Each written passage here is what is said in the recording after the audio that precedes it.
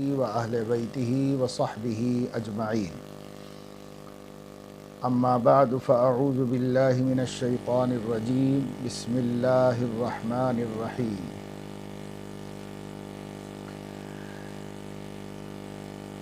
يا أيها الذين آمنوا اذكروا الله ذكرا كثيرا وسبحوه بكرة وأصيلا.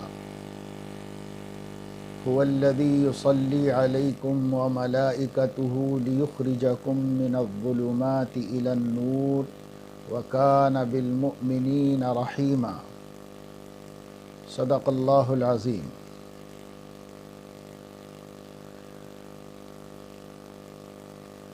آج اس مجلس کے وقت میں جمعیت علماء کے ساتھ ایک اہم اہل مدارس کی مشاورتی میٹنگ میں ویڈیو کانفرنسنگ میٹنگ میں شرکت رہی، جس میں کافی تاخیر ہو گئی اور ابھی 12 بجے اس کا اختتام عمل میں آیا. اس لیے آج بہت مختصر سا ایک پیغام آپ حضرات کے سامنے رکھ رہا ہوں تاکہ یہ مذاکرے کا اور سلسلے تذکیر و موعظت کا ناغہ نہ ہو جائے. قرآن کریم کی آیت میں نے تلاوت کی ہے جس میں اللہ تعالیٰ نے اہل ایمان کو اللہ تعالیٰ کے ذکر کی حکم دیا ہے. اذکروا اللہ ذکرا کثیرا. ایک تو اللہ کو یاد کرنا ہے اور ایک اللہ تعالیٰ کو کثرت سے یاد کرنا ہے. اس آیت شریفہ میں کثرت سے یاد کرنے کا حکم دیا گیا ہے. اذکروا اللہ ذکرا کثیرا. اللہ تعالیٰ کا بہت کثرت سے ذکر کرو، اسے یاد رکھو ہمیشہ، ہر موقع، ہر لمحہ. اور وسبحوہ بکرۃ وأصیلا. اور صبح و شام اللہ تعالیٰ کی تسبیح بیان کرو.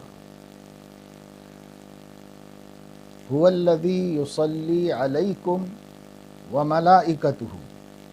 اللہ وہ ہے جو ہر وقت تم لوگوں پر اپنی رحمت نازل کرتا ہے، اور اس کے فرشتے بھی اللہ تعالیٰ سے بندوں پر رحمت نازل کرنے کی التجا کرتے رہتے ہیں. لِيُخْرِجَكُم مِّنَ الظُّلُمَاتِ إِلَى النُّورِ. تاکہ تم لوگوں کو کفر کے، جہل کے، گمراہی کے، گناہوں کی، نافرمانیوں کے بے شمار اندھیروں میں جو تم مبتلا ہو، ان اندھیروں سے نکالے اور الی النور، روشنی کی طرف لے جائے. اور ظلمات تو جمع بیان فرمایا اور نور کو واحد بیان فرمایا. کیوں؟ نور توحید، نور اسلام، نور نبوت وہ ایک ہی ہے اور باقی گمراہیوں کی کوئی حد نہیں. اس لیے لیخرجکم من الظلمات الی النور. اللہ تعالیٰ ہر وقت رحمت کے ساتھ تمہاری جانب متوجہ ہے کہ تمہیں گمراہیوں سے نکال کر روشنی اسلام میں پہنچائے اور نجات کے راستے کی طرف لے جائے. وَكَانَ بِالْمُؤْمِنِينَ رَحِيمًا.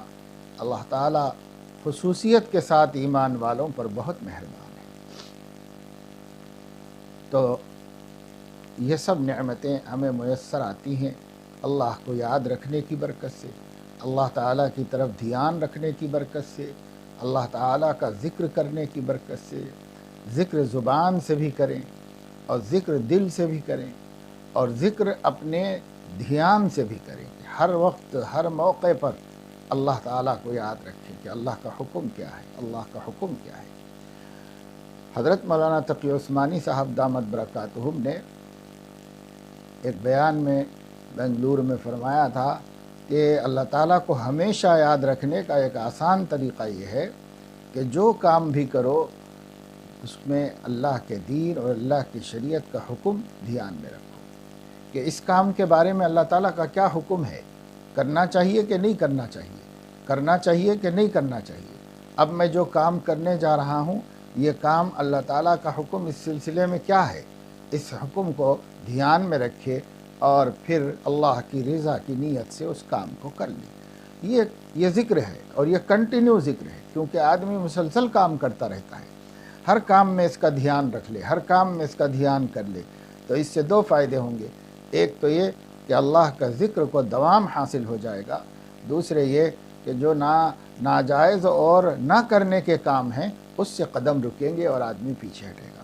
اس لیے اللہ کا ذکر کثرت سے کرنا چاہیے، اور زبان سے بھی سبحان اللہ، الحمدللہ، لا الہ الا اللہ، اللہ اکبر، لا حول ولا قوت الا باللہ، یہ اذکار ہیں، اور بھی اذکار ہیں۔ ہر وہ کلمہ جس سے اللہ تعالیٰ کی تعریف ہوتی ہو اور اس کی توحید اور اس کی تنزیہ ہوتی ہو، وہ کلمہ ذکر اللہ ہے۔ اللہ کا ذکر کریں، کثرت سے اللہ تعالیٰ کے ذکر کرنے کے لیے بہت سے کلمات ہیں۔ سبحان اللہ و بحمدہ، سبحان اللہ العظیم، یہ بخاری شریف کی جو آخری مشہور روایت ہے، اس حدیث میں یہ کہا گیا ہے کہ یہ دو کلمے ہلکے پھلکے ہیں زبان پہ، بآسانی بچے بھی پڑھ سکتے ہیں، عورتیں مرد ہر وقت پڑھ سکتے ہیں۔ اور دیکھیے اللہ کے ذکر کے لیے اللہ کا کرم ہے کہ اس نے نہ غسل کو واجب کیا ہے نہ وضو کو واجب کیا ہے۔ آدمی کسی حال میں ہو اللہ کا ذکر کرے، کیونکہ اللہ کو معلوم ہے کہ میرے ذکر کے بغیر مومن جیے گا کیسے۔ تو اللہ تعالیٰ نے اتنی دیر کے لیے کہ وہ ناپاک ہو گیا ہو اور اسے نہانا، اتنی دیر کے لیے بھی ذکر نہیں روکا۔ کلام اللہ کی تلاوت تو منع ہے، لیکن ذکر ہر وقت ہر حال میں کر سکتے ہیں۔ اللہ تعالیٰ کا نام مبارک اللہ تعالیٰ کی ذات بابرکات کی طرح پاکیزہ ہے۔ جتنے پاک اللہ پاک کا نام بھی پاک ہے، لیکن اللہ تعالیٰ نے اپنے پاکیزہ نام کو اور اپنے پاکیزہ ذکر کو بھی ہمارے پاک ہونے کے ساتھ مشروط نہیں کیا۔ تو اب چلتے پھرتے اٹھتے بیٹھتے ہر وقت اللہ کو یاد کرو۔ الذین یذکرون اللہ قیاما وقعودا وعلی جنوبہم، اللہ کے خاص بندے وہ ہیں جو کھڑے بیٹھے لیٹے اللہ کو یاد کرتے رہتے ہیں۔ اللہ کو ہر حال میں یاد کرتے رہنا چاہیے، اللہ کو ہر حال میں یاد کرتے رہنا چاہیے، کبھی اللہ پاک کو ہم فراموش نہ کریں۔ یہ اللہ نے ہم سے چاہا ہے، اور اس کا کتنا بڑا فائدہ ہے کہ اللہ تعالیٰ فرما رہے ہیں فَاذْكُرُونِي أَذْكُرْكُمْ، تم مجھے یاد کرو میں تمہیں یاد کروں گا۔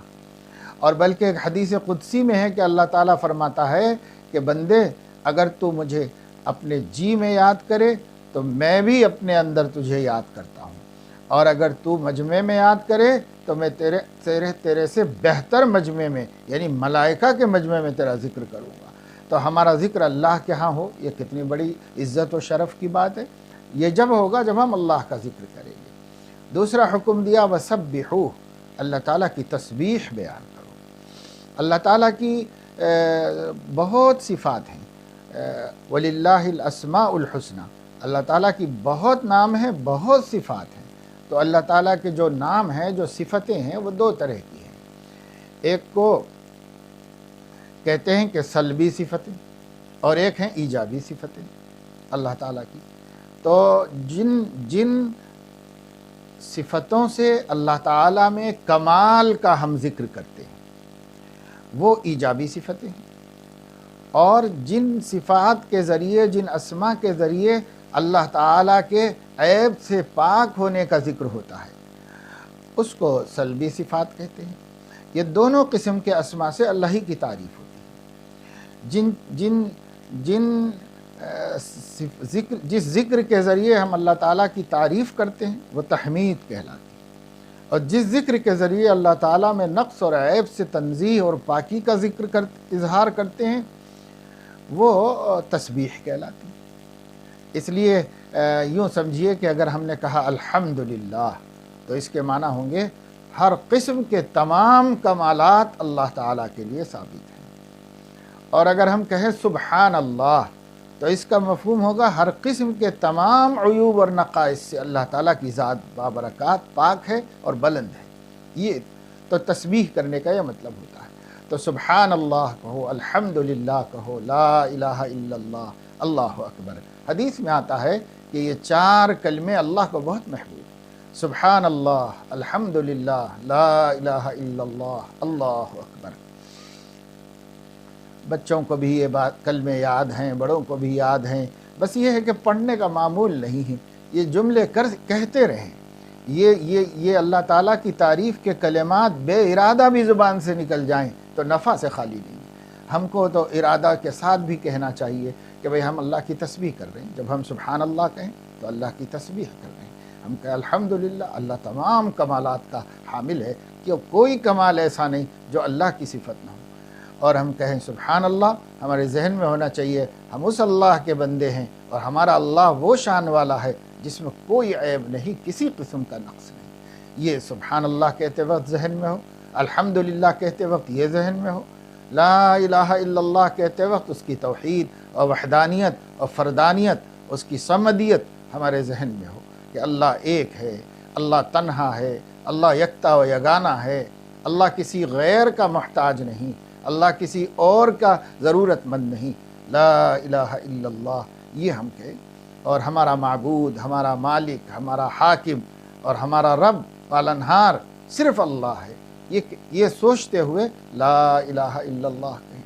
اللہ اکبر، تصور کریں دنیا میں یہ چیز ہے، اس سے بڑی یہ ہے، اس سے بڑی یہ ہے، اس سے بڑی یہ ہے، اس سے بڑی یہ ہے، ایک ایک چیز کا تصور کریں، زمین ہے کتنی بڑی ہے، اس سے بڑا چاند اور اس سے بڑے ستارے اور اس سے بڑا سورج اور اس سے بڑا کہکشاں اور کیسے کیسے سیارے ہیں، ایک سے ایک بڑے ہیں۔